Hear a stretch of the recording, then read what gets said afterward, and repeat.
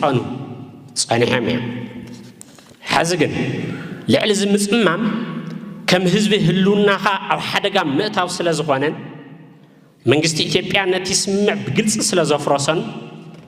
بጊዜያው ምምሕዳር ምቅጻል ትርጉም ናብ ዘይውል ብርኪ ስለዘወረደ ተወንዚፉ ጸንሐ ቤት ምኽር መንግስት ትግራይ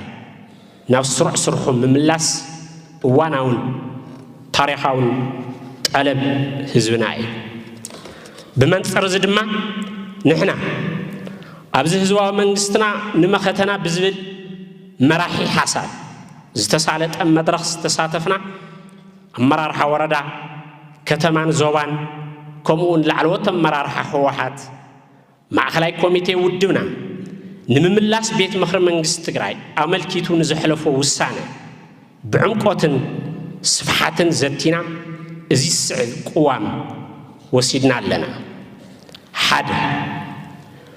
ማዕኸላይ ኮሚቴ ውድብና ህወሓት ዝተወንዘፈ ቤት ምኽሪ መንግስት ትግራይ ናብ ስሩሑ ንኽምለስ ዝሕለፎ ውሳነ ህዝቢ ትግራይ ከም ህዝቢ አንጸላሊዎን ዘሎ ሓደጋ ህልውና ዝተረድአን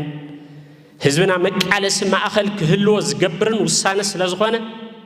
ንተግባራውነቱ ግቡእና ክንፍጽም ወሲና ኣለና ክልተ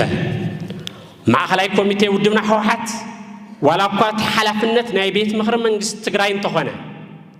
ኣበጣይሻ ፈጻሚ ኣካል መንግስት ትግራይ ንኹሎም ዓቕምታት መኸተ ዝሓቆፈ ክኸውን ከም ዝግባእ ዘቐመጦ ኣንፈት ንህሉ ኩነታት መኸተና ዘገናዘበን ዓቕምታትና ወዲብና ንዝመፀና ብድሆታት ክንምክት ዘኽእል ውሳነ ስለዝኾነን ንተግባራውነቱ እጃምና ክንዋፃ ኢና ሰለስተ ንዕውትነት ስራሕቲ እዚ ኣፈታን እዋን ህዝቢ ትግራይ ንምምራሕ ሓላፍነት ዝሽከም ዘሎ ቤት ምኽሪ መንግስት ትግራይ ካባና ትፅቢት ዝግበር ኩሉ ክንፍጽም ቃል ንኣቱ ኣርባዕተ ማዕኸላይ ኮሚቴ ውድብና ህወሓት ምስ ስርዓት ብልጽግና ዘለዎ ፈላላየት ብዘተን ድርድርን ክፍትሑ ከም ዘለዎም ዝሕለፎ ውሳነ ንመትከላው እምነት ህዝብናን ውድብናን ዝኾነ ሰላም ሕዝውን ዕድል ዝህብ ስለ ዝኾነ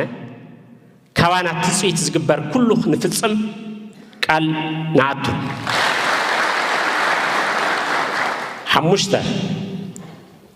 መላ ኣብ ውሽጥን ወፃእን እትርከብ ህዝብና እቲ ንዓመታት ዝተቃለስካሉን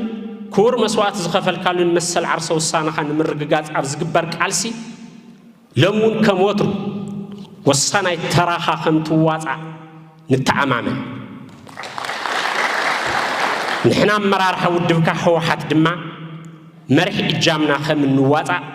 ከነረጋግጸልካ ንፈቱ ሽዱሽተ ንብሔራዊ ህልውናን ረብሓን ህዝቢ ትግራይ ትቃለሱ ፖለቲካዊ ውድባት ትግራይን ደገፍቲ ቃልስናን